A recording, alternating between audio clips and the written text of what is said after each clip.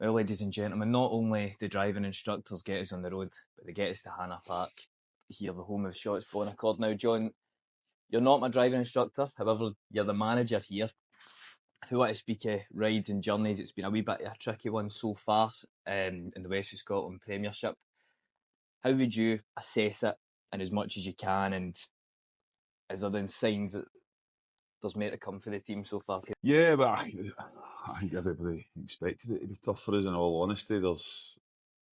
We've got a relatively young and experienced squad, and we've had 3 promotions in my time here, and sometimes you feel, have you hit a glass ceiling, have you not? But for me, there's signs that we are. But, I mean, we're competing, but to paint the picture for you, I mean, it's one of these things. It's every league in the world. It comes down to finances and budgets, unfortunately. That's just football for you, and I realise that. And when we were in the lower leagues, we were lucky enough to be one of the ones with the higher end of the budget. But I mean, we're probably, I would say, by far the bottom side in the league in terms of resources. So we're shopping in a different market from everybody and trying to bring young players through and got guys here, which I think is obviously can be looked at as a positive as well. They're here for the right reasons. It's not just money. We pay basically travelling expenses, and that's it. And there's guys in this league who will be on £400-500 plus, it's well documented. But that's one of these things. I'm just at a club where we knew that, we know what the resources are, and we took them up into the Premier League, and we knew it was going to be a harder roll up your sleeves job. And we'll just need to see how it goes and just keep working hard and trying to improve the squad that we've got, because we don't have money to go and sign players, and we don't have money to go and pay big wages. You spoke about actually a kind of rebuild almost because of the COVID season when, as I was speaking about before, Sam North at Footy Adventures came up.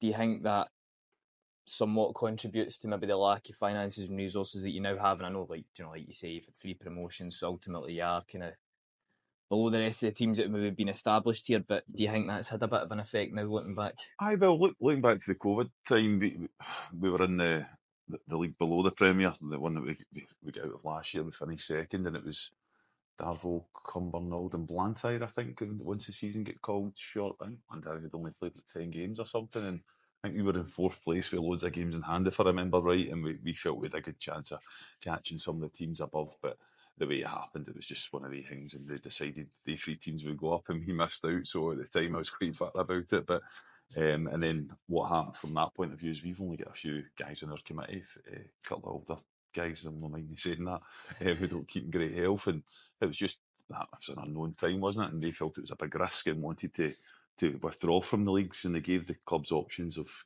keeping going, and loads of teams did. So we had a good squad that was petering on becoming a Premier League team, and a lot of the boys wanted to keep going and playing, so we just had to free them all without asking for any money. It would be silly to do that when we weren't competing, so we let the guys go, and hoping I will maybe get them back again, but needless to say, quite a few moved on to other clubs, and they were earning more money, and they were playing at a higher league, and it just made it difficult for us to then get them back, and we had to kind of rebuild again. So that stalled us a wee bit.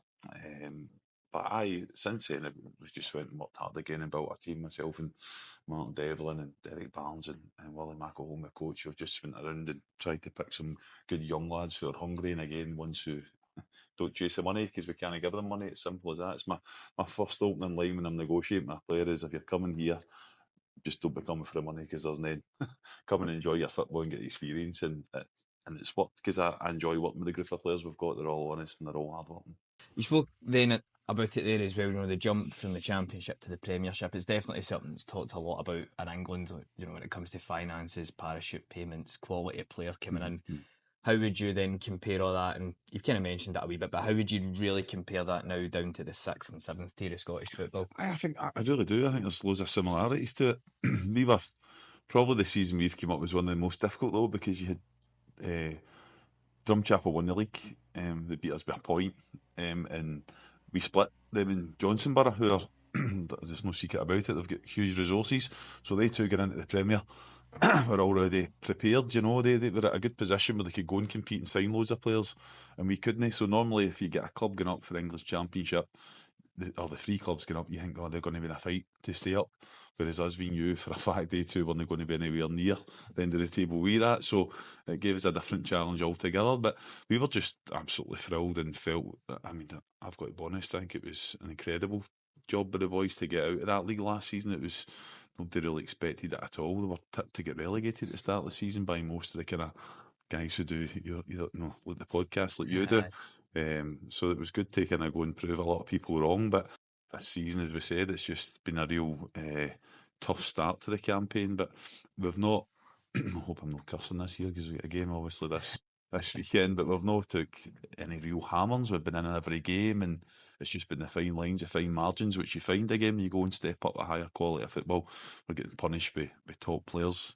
A game I put an example to. We played St Cadoc's out there, and we absolutely dominated the first half. They barely got out their half, and then we lost 3-0, and it was just three quality finishes that we missed so many chances. They get 3 chances, bang, bang, bang. And you get away telling people, we've done really well on Saturday, we were really unlucky, we lost 3-0. And you see people, you think, no bother. That was the case. It's just the difference between the top players and guys who are just still learning their trade. The guys at the top of the game who played at a good level are just a lot more ruthless. Last season was crazy as well, wasn't it? Like, that was, I mean, seeing it on Twitter, there was about the whole table could have ended up going up that season, couldn't they? Because I think actually by the time Sam came here, you were technically sitting about mid-table, but there was only about 3 points separating you from where you finished. I think we had something like 12 games in just over a month. It was madness, and we were honestly a patchwork job at the end of the season. I always tell Hope the drum chattel manager would have won the league if they had as many games to cram in as we did. We had so many games to get in a short period of time. It did take its effect. I mean, we were playing like Monday, Wednesday, Saturday, and boys were just shattered. But again, that's what I say with this group, just an honest group of boys, and they rolled up their sleeves and got on with it and got us over the line. So, and it made it a wee bit more satisfying at the end, if I'm being honest with you, finally getting over the line. Yeah, we'll come back to current affairs a wee bit later on, but in classic anything goes with James English style, John, take us right back to the start. Give us your sort of football upbringing and how you ended up with pretty alright wee deal when you were young, didn't you? Aye, well, probably like yourself, grew up in Rutherglen, on the street of Rutherglen. Aye, and obviously a good upbringing, and back, I sound like an old man saying this now, but it's true. I was thinking about it on the way through here. Back in those days, in the 80s, it was just playing football in the street, and there wasn't cars everywhere. You could play a sidey across your street that you lived on, and we were always running it where the flyover is on Mill Street in Rutherglen, and it was a grassy area there, and we played there for 8 in the morning till it got dark at night, and you had to get road it to get round the road for your dinner and stuff with your parents.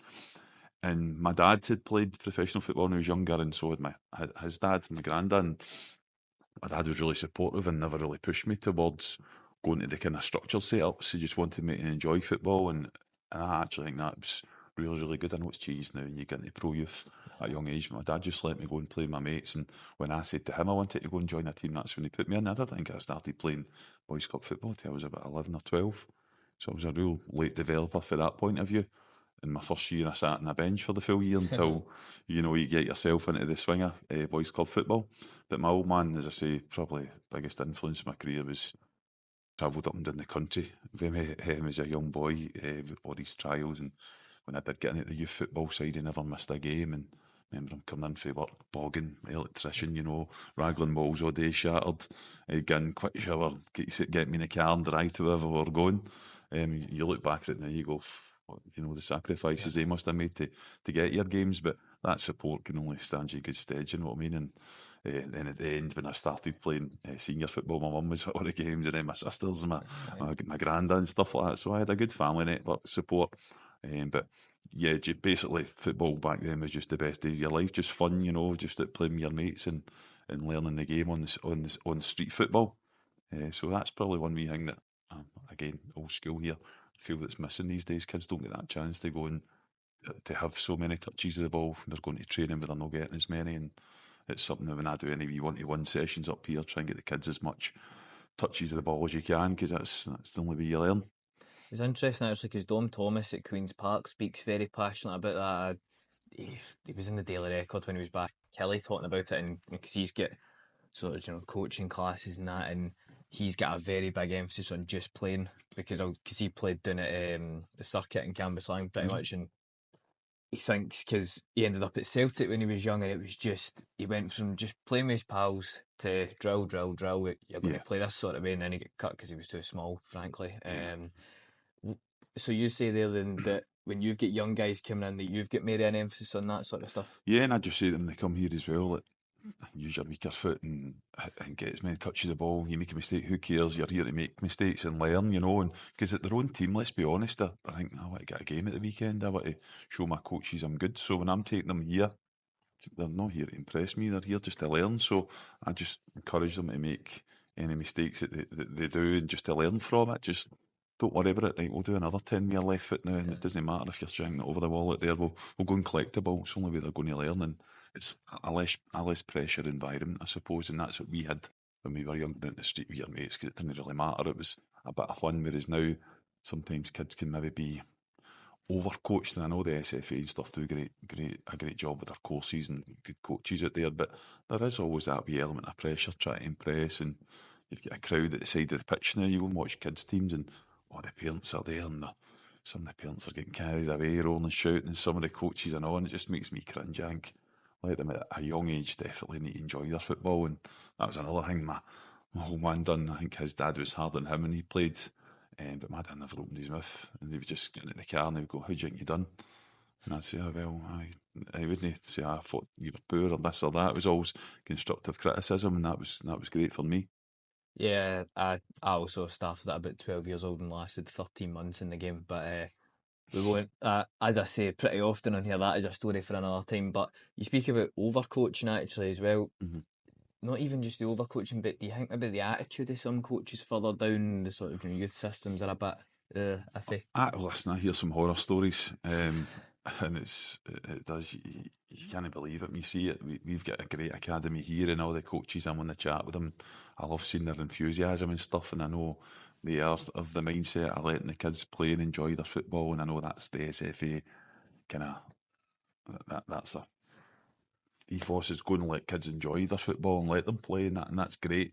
But you know that you will always get guys who get overly competitive and try and live their dreams through their kids, and that's something we definitely need to try and get away from in this country, because it can put so many young kids off. That's certainly put me off, but once again, story for another time. That'll be my kind of whistleblower type episode, that one, I think. Yeah. If I ever see the guy in the paper, that'll be my sort of tell-all story. Aye.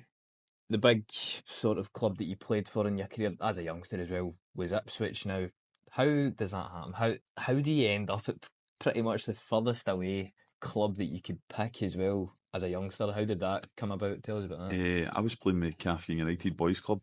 You'll know them for being a Rutherglen boy.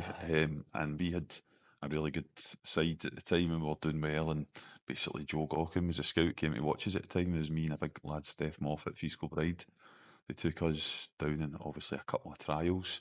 But that team had Steve McKeown as well, who signed for Airdrie. We had good players, you know. We had Alan Stewart, David McAnally, George Foringham. They all went to Raith Rovers.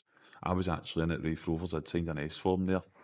And then Ipswich kind of came to watch us a few times, and invited me down during the school holidays and all that. And you go back and forward for the best part of a couple of years during the school holidays, and it was great. It was a great experience, you know. And but I was just probably wasn't mature enough to take that opportunity. I was 15, 16-year-old, and I'm not afraid to admit it, I'll get a slaughtered for this, but a bit of a mammy's boy, and you know, your wee bird up the road here, your girlfriend, and you didn't want to go down south, and it was all the kind of things that, for me, I just thought, no, I'm not going to stay down there, and wanted to find a club up the road, and that's when Ayr United came around.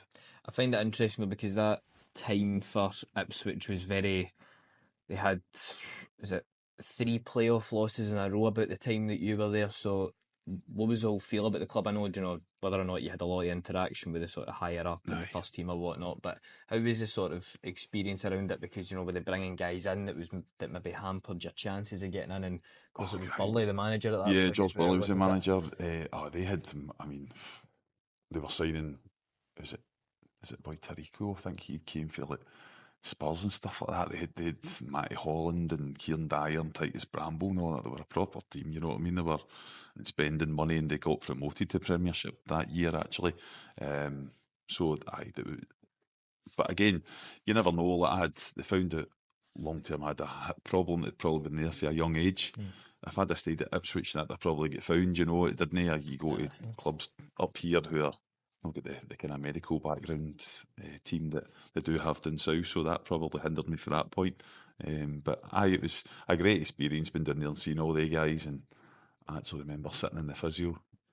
Shocker, I got injured. I done my ankle training, somebody smashed me in training. And I was in the physio table and I was lying in the physio bed and it was Matt Holland and I didn't have a clue. You know, it's like up here, you're blinkered, it's Rangers or Celtic or nobody, or, and that's the way it was. And he says to me, what happened to you? That's a shocker. I mean, somebody done my ankle and he says, so what age are you? I was like, 15. Where do you come from? Glasgow. And I went, what about you? And he had a dead baby face. And I went, are you in the youth team or are you in the reserves? And the physio started laughing. That's the captain of the first team, son.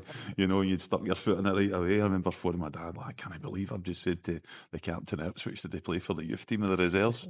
But it brought him down a peg or two, I suppose. It's just the way it was. You're just blinkered up. You only think of Rangers and Celtic. You grew up in Glasgow, don't you? Aye, we said there about Burley. He spent 8 years there. You've spent 6.5 now at SHOTTS. Aye. Now, as a manager, kind of looking back, can you kind of appreciate what is in football terms longevity like that? Aye, well, I think it's probably something that doesn't happen very often now, isn't it? People seem to move on quite a lot, and probably the COVID era, obviously, we made a couple of seasons out, so you can't count them, but I've had opportunities to leave SHOTS and move on and probably go to higher level and stuff again. But for whatever reason, I've stayed here. I've got a good relationship with the guys in the committee, and as I said, it's probably not a pressure club, whereas other clubs put you under a lot of pressure to get results. But I'm not afraid of pressure, but I just feel as if I've got a good thing going up here where you've got kind of pretty much the run of the place and don't have people interfering, and we've got the academy teams and all that up and running now, and the aim is to turn the place at the other pitch to AstroTurf as well. So the club's got great plans, and it's always just been something that's made me stick about. You said Ayr United was where you ended up after Ipswich under Gordon Dalziel, as we mentioned before. Not asking you to repeat what you said about him there. However, how does the sort of English First Division development for you as a youngster differ from the Scottish First development? Apart from the obvious, the money, really. I can't remember me, but in Ayr United it was we hardly had any training gear. We had to fight for the training kit that was left for the first team squad, and it was a bit of a shambles at the time. It was hard. We were kind of more just looked at as ball boys for the first team training, but then Ali Dawson kind of took control of things. He was great, and then after a short period, Ali moved on and Campbell Money came in. He was fantastic for us. He was great and real influence for me in my youth career. And we went for Ragars Rovers, we had nothing to Campbell looking after us, and we'd done really well in the BP Youth Cup, and Campbell made me the captain of the youth team and captain of the reserves.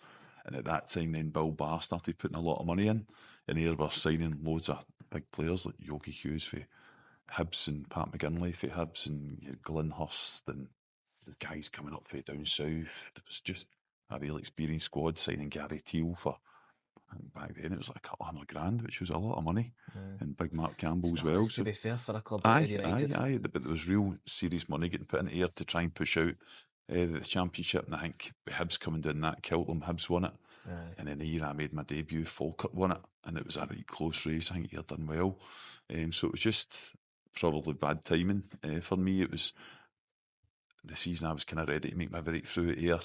I remember we had 40 first team players that year. It was just somebody get injured, the manager would just go and sign somebody else, another experienced player, and you're saying, God, I'm not going to get a chance here.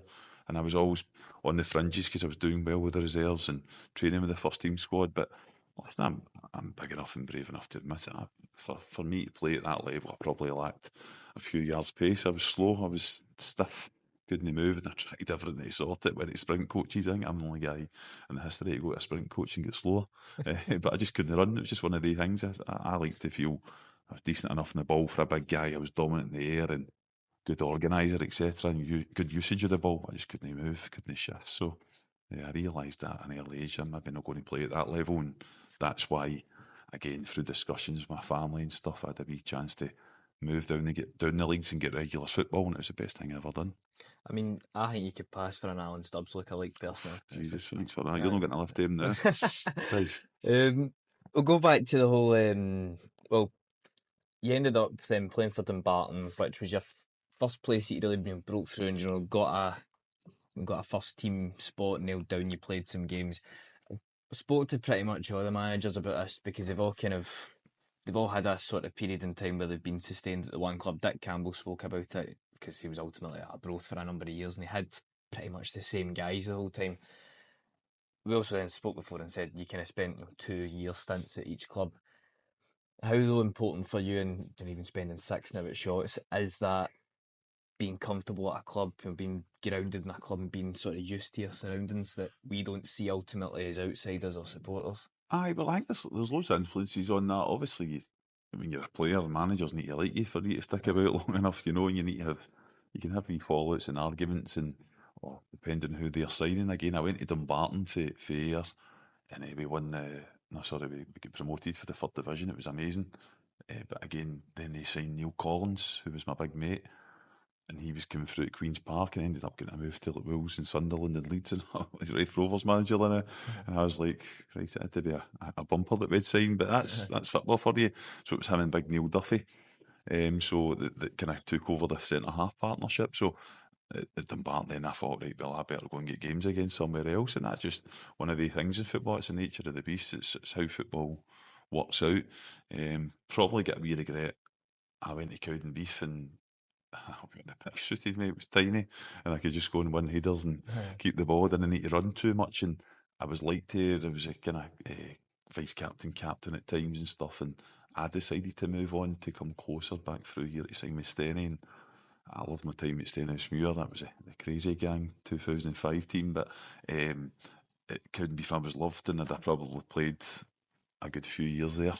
But I decided to move on. So it always just comes into decisions, doesn't it? Management decisions and player decisions of how your career pans out for you. But that was probably one that I was maybe a wee bit silly to have left Cowdenbeath at that time. You quoted them there as the crazy gang for Stenhousemuir. That ultimately is something I need to ask you about because I'm not aware of the crazy gang.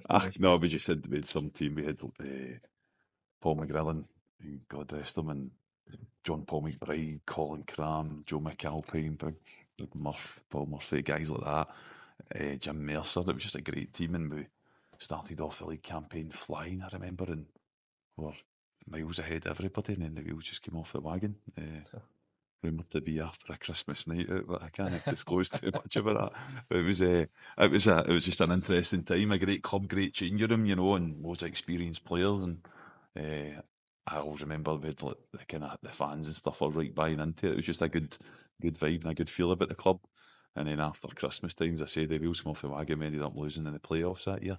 But that was a great season in terms of memories and stuff I've got with the changing room. It was brilliant. And that's, when you look back now, you think about that, you think about the times, the good changing rooms you've been involved in, and that's why loads of guys are in football. And a wee spell out of football at one point, and it was just the thing you miss most is the banter and the kind of stories and the camaraderie with the boys, Rumour has it that's how Real Madrid's Galacticos failed Christmas night. Right, okay. I think there's been many a team like that. I've been trying to figure out all night how to word this one, but you played for 4 local kind of heart of the community type clubs that maybe don't quite have the resources of a club closer to Glasgow or Edinburgh, or just ultimately a historic club that's got a bit of money. You look at your clubs like Ross County, who are in the Premiership. You nearly had an Arbroath as well, who were very much like that. Even a Huddersfield Town down in England when they were in the Premier League for a couple of years. As a player who's been there, and even as a manager who's taken this club up a few times, what sort of separates your Ross Counties or your Arbroaths that get it, and maybe, for example, your Cowdenbeaths that, if we're talking about in very recent times, definitely don't get it? What sort of separates these teams? Do you know what's a $1 million question, isn't it? It's just, God knows, maybe just the infrastructure or good management, I suppose, as well. And you need to get the right manager who's getting the good backing behind them and goes and gets the right players in. Because I think at one time Cowdenbeath did make it up to the Championship, I'm sure.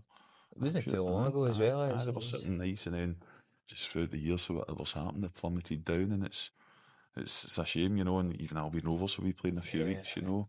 There's teams like that, and it's just getting, I suppose, again, it probably does come down to finances, that's the truth. It's not always, but I'd say 99% of the time it comes down to money. Let's be honest, any league in the world you look at it, it's teams with money. Yeah, I can mean to come through for that Albion Rovers game. That'll be a good day. Aye, it will be. Lanarkshire derby, that, Aye, won't that's it? it. That's it. And hopefully they've not got a view from the terrace in the dugout. Do you see that one? No, I heard about that. Aye, controversial. I pulled the plug a bit an hour before kick-off as Aye. well, you know, and as much as I'd love to take Craig Telfer's job, it's like, wow.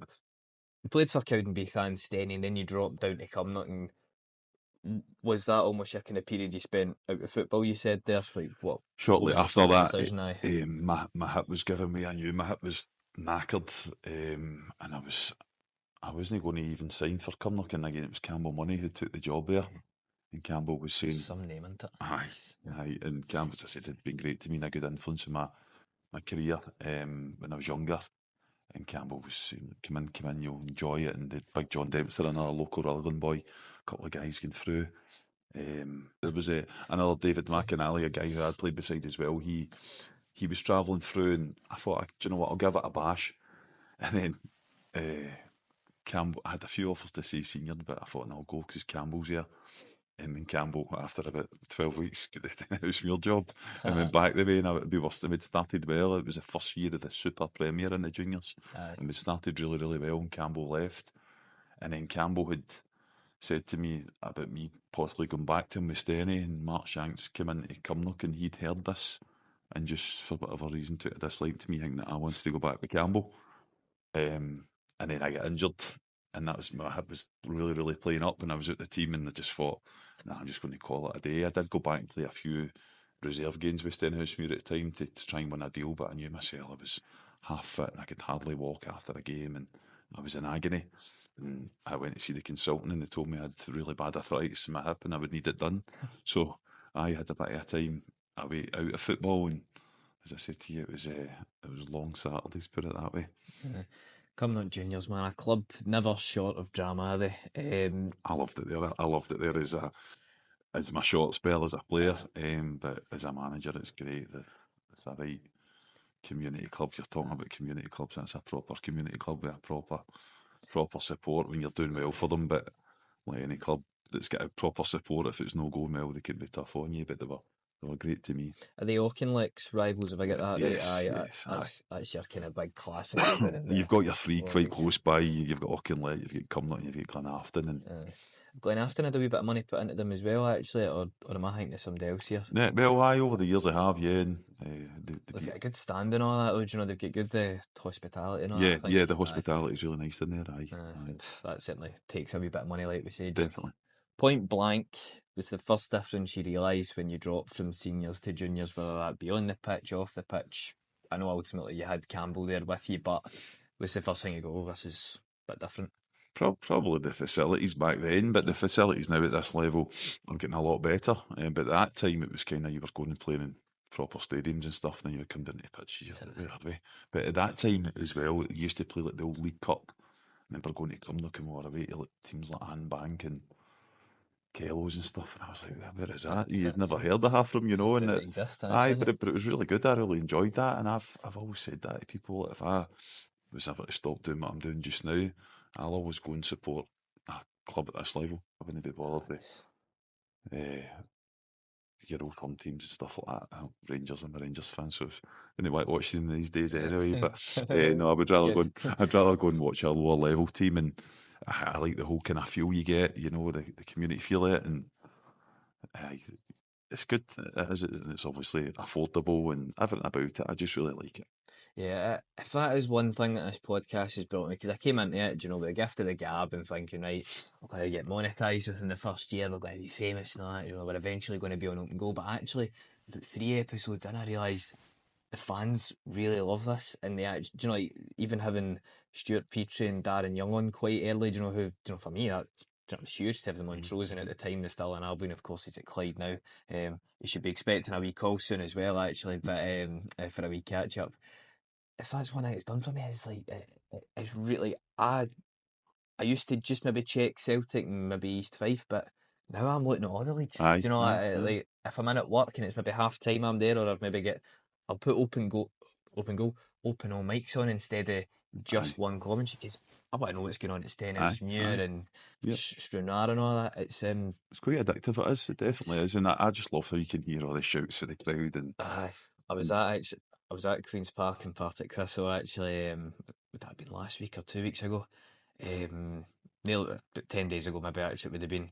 And I know ultimately it's in the big massive bowl with no too many on one side and slightly more on the other side. But there was Celtic there on Tuesday, which was brilliant. But it was going there. My pal's a Queen's Park fan, but it's just you can hear every individual shout and every individual shout to the other side, because of course it's a Glasgow derby. But I'm pretty sure it's a question I've got around here. It's you'll need to go to a Cumnock and let game then. There you go. Put that in your bucket list and go and enjoy that. That's a footy adventure speciality, that one, I think. Like quite point blank then, if I had to even flip over the sheet here, because we've just went straight on to it. You say that you like the community aspect, it's affordable, you can hear all the shouts. How then for you, as a manager and somebody that's very much involved in the playing side of it, do we improve this aspect of it? I'm not saying, do the job to anybody upstairs, but it's maybe one thing that a lot of clubs at this level are lacking that could get them just a wee bit higher in terms of maybe their kind of brand and, who they are, their identity in that. Yeah, well, I think now actually loads of them are catching up. You see that with the results. Some of the clubs over the years have went in real good runs in Scottish Cups and matched senior sides in the senior Scottish Cup and that now, and clubs are getting their licences, which we're hoping to get soon, the floodlights and Astro pitch and stuff like that, so we can then go and compete in the senior Scottish. And I think and guys like yourself, you're doing great jobs. It's the publicity of the lower leagues as well. I think it's important. I think you'll maybe notice that over the years there used to be massive crowds would come and watch this level, and that's kind of died away. Yeah.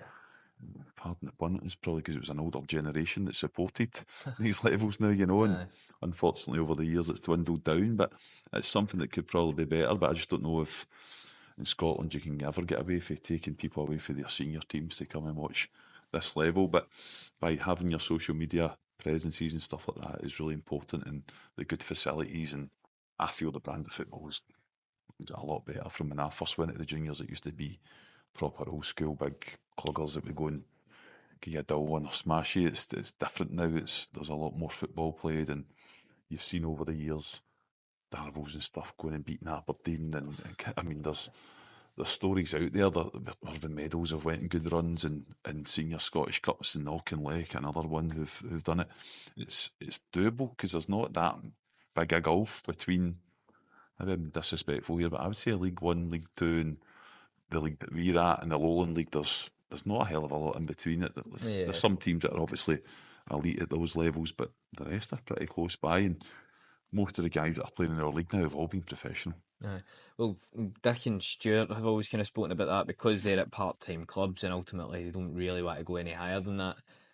They speak about that in the sense that if they're going to sign a player, he probably has to be the best part-time player there is, because one thing as well that this has really opened my mind to is that a lot of guys don't actually want to go full-time because they've got all right jobs, or it maybe is just a bit too much a risk to then leave a job to go up. So it's I can probably second you on that, and even maybe a wider sporting example is that must have been Federer, I think, said there's actually not a lot that separates the top 100 tennis players in terms of their raw ability, but it's just this up here really that separates them. Aye. Is that kind of maybe mirrored even out there? And that has been. I said that to you before. This season of Premier League for us, we're getting picked off and punished off. We've played Clydebank here, who are unbeaten and doing fantastic this season. Moff and his management team done a great job. They beat us 2-1 out there, and there wasn't a hell of a lot in the game, but they took their chances. It was bang ruthless, buried it, And we spoke about that one in the paper, did you know? Or was it with St Caddick? I more than the St Caddick. It's just the way it's been. It's been the way all season. Even the games we've lost, we're very much in games, and then we're just getting undone by quality. Last week played on after, and Chris Erskin gets the ball on the halfway line, runs, beats 4 men, curls one in the top corner. I think you're going. That's Chris Erskin. That's. Not too long ago was it for Hill, Hall of Famer. You're parading it. You're going, that guy's been at the top of the game, in the Premier League for years, and you go into do your team talk with your boys, and you're you're annoyed that you've lost it and nobody's fouled them, but Can't you're almost tipping your hat going, well, fair enough. Aye. That's just the difference. It is. It's just that bit of quality when it really matters. So how then did you transition into coaching? Because I can tell you, you are somebody that really is quite passionate about it. You say you take your kind of one-to-ones and all that, the side, behind the goal. How then did you go from playing and then your injury then to, it was Wishaw you started doing it? It was. I had had my operation in my hip, and I had put on a fair bit of timber. I was trying to get myself some sort of fitness, and it was Johnny Fallon was. I played beside his son, Johnny Fallon Junior, and his dad was manager at Wishaw, and he phoned us, "Do you want to come in, see how you feel?" But I'd obviously 42 staples down my thigh and 3 pins in my leg. I had been out for a long time. I was in crutches for 4 months. So I went in, done the pre-season. I thought, I'm starting to feel all right here, and played a few games actually, believe it or not, for Wishaw. Just using my experience, and then I went to do a slide tackle and I hit one of the pins, and that was me. I was like, I knew there and then, that's me. I'm done. And it was that weekend, John Fallon phoned me and went, "I've been asked to go back to Thorneywood and manage there. I'm going to take it, big man, but would you be interested in taking on the coaching job at Wishaw? You and John Paul McBride, who had played beside at Stenny." And I was like, this just came out of the blue, and I thought, do you know what? I'm enjoying being back involved in the football. I know a lot of the boys here in the changing room. I'll give it a bash. And JP never really followed through. He decided he didn't want it. He wanted to go and play with his mates and keep playing, and I took on the management job. And we didn't win a game for the first few months. And then we went on a run after Christmas and almost got promoted. And they had to be promoted in a good few 30, 40 years. And the next year we managed to get them promoted, and it was, again, that was probably still look back at that as my biggest achievement. You obviously, down at this level, we're not quite getting paid Jose Mourinho bucks, of course, at all. How have you been able to balance the football and just regular life? Because ultimately that is the life of part-time and juniors, isn't it? It's difficult. You're at the house all the time. Here we are. I've got a young family, you know what I mean? You don't live here, do you? No. I feel that I do. I might get one of the houses behind the goal there that they're building, but no, you do. It's a lot of hours. It's not even just the hours at the football and doing the training. It's trying to sign players and trying to go to meetings and try to negotiate with players and try to have a wee input with the academy teams and stuff as well, which is just, it's so difficult because you've got the 20s playing a Friday night, and then you've got us on a Saturday, then you've got the youth teams on a Sunday. You can't do it all. You just can't. Plain and simple. But no, it's really, really difficult. And I was on a webinar thing the other day there with the SFA, and it was Davy Moyes, and I was listening. It was really interesting about how many sacrifices he had to make as a young coach and how he was out the house all the time. He talks about it, you've got to have an understanding family, and that's definitely the case. But no, I love the football, and I just, for whatever reason, find it really, really addictive for me. I've seen a kid playing football to now managing in football. It's just one of the addictions I've got, and love it. Say that also you got off to an alright start, and of course you won a promotion within the first few years, and then we come like you made cup finals. We are very much and like you say yourself, a lot more football's been played at this level. But in my managers and just players in general are just constantly judged on the way that they play and how attractive it is. And I'm not saying go out there and play Brexit football or whatever, but I can imagine there's not as much of an emphasis on the way you play at this level. So what for you then is the indicator of success here? Well, here I feel as if we get a wee bit of hard press. There's people who say to me, "Aye, Shots are a direct team, and Shots are this, and Shots are that." You're not called Shots for But I laugh at that. I think, right, well, do you know what? See, if I'm paying boys £300-400 a week, then I'll expect them to play football. If I'm paying boys £20 and £30 a week, I've got them fit, I've got them organised, and I tell them to put the ball in the box where it hurts teams. And the reason I do that, again, just to paint a wee picture for you, when I took over the Cumnock job, there was 8 or 9 boys at training the first night. They had a pre-season, and we're training in the middle of a pitch, and Auchinleck were one side and Hurlford were the other side, and they both were dominating junior football at the time. They were winning everything, particularly Auchinleck. And I remember showing up to training, and Tucker, Tommy Sloan, had the Auchinleck boys out in a bit of muddy grass outside the training pitch, and they were just running under it. I was thinking, just for an hour solid in the muck, and then he took them on at the park underneath stuff, and Hurlford were doing the same at the other side. Whereas the boys, when we took over at Cumnock, just weren't fit and hadn't done anything like that. And I remember thinking, well, that's the 2 teams that won everything. So you must need to be super fit for this level. And And I remember speaking to an Auchinleck player at the time, it was Willie Lyle, who had played beside him in younger days at Ayr, and I said, hey, how does he get used to do that? And he was like, well, end of the season we're lifting trophies over our head, that's how. He's like, and it probably defines that he's got the right characters in the changing room as well. And that's one thing I've always kind of, and I done it at Wishaw, made sure they were super fit and super organised, and that they put the ball in the box with other teams. And thankfully, as a manager so far, it's done well for us. But I also think we do play decent enough football as well. At times, some of our goals, and I watch it back in the view, I think I would do really well. I never ever discourage boys for playing football in the right areas of the park. So no, it's you need to get the right ingredients in the winter. Once you come up to Hannah Park in a month's time, and there's a 80 mile an hour wind blowing down towards the houses, and the pitch is a mud bath, it's very hard to start popping the ball a bit. You were involved at Canberra Rangers as well, weren't you?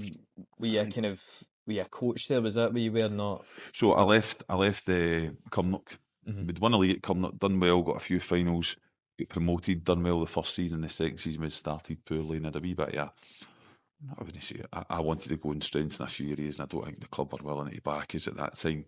And we decided, right, we'll call it a day there.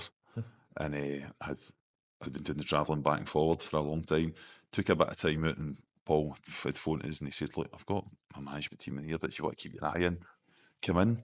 And it was such a real eye-opener, and a time I really enjoyed, because I just went and took the coaching and didn't need to negotiate the players, didn't need to bother with anything. Just Paul and Jimmy Kerr, who's a great guy, I learned a lot from as well. Big Billy Campbell, they just got on with it with their side, and I just done the coaching side, and it was great just to stand back without as much pressure and take in things. And it was one time where I could sit and watch a game and look at the opposition players and take notes on who was good and who would do me a turn for the future, because I knew I wanted to go and be a manager again.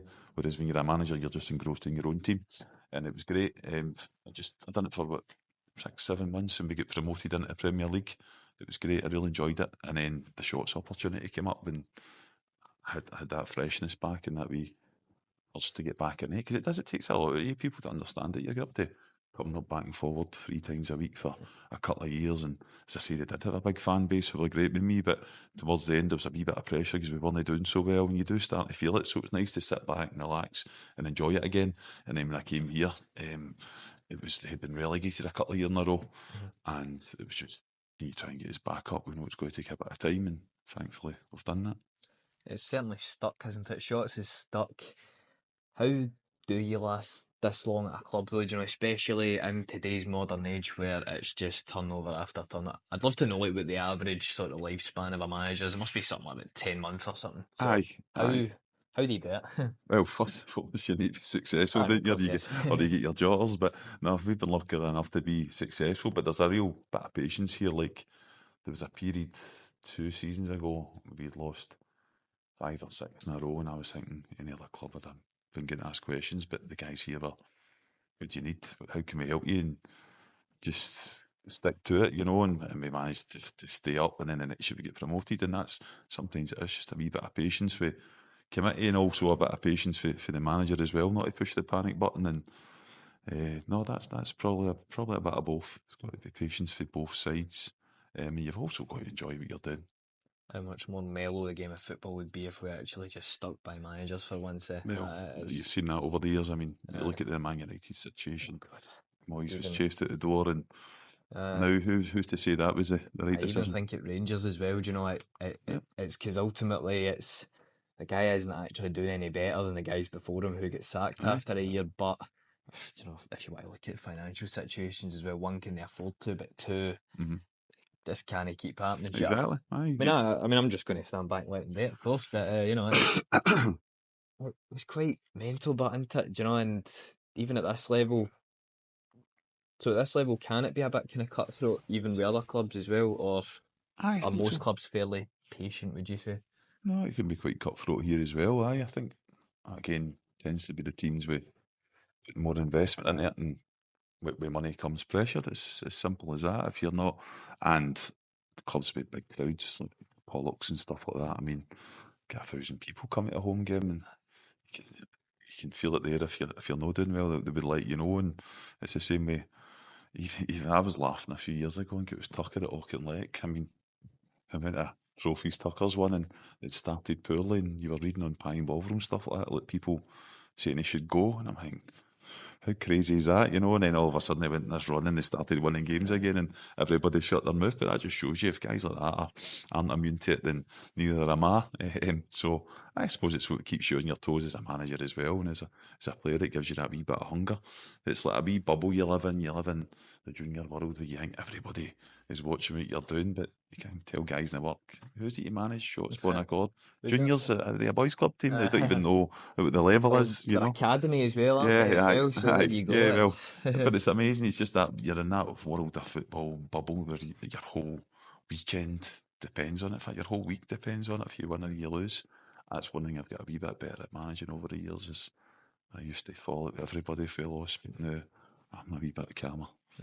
Good thing you've not got Lafferty and Dorrans down here then. But yeah, anyway, but going to wind down with the usual question that I like to ask everybody. Let's say we trek back up to Hannah Park in a year's time. You know, the league table's starting to take shape next season. Of course, in the Premier League, of course, because Dav will have their points deduction and all that. So I'm sure you'll be all right. But if we come back and we'll sit right here and I ask you, John, have you done a good job since the last time we spoke? Can you say, "Aye, Charlie, I have"? What for you in a year's time is a good job? I think this club surviving the Premier League is felt getting up was small miracle for the squad, and I think staying up would match that achievement just in terms of resources. Staying up and hopefully continuing the runs in the cups that we're doing just now.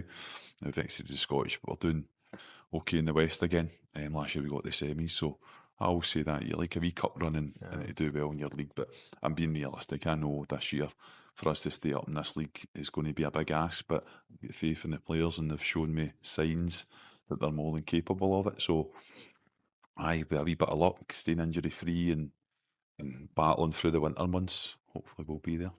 Oh, I can tell you're not an Everton fan then, since you didn't like that Stubbsy comment.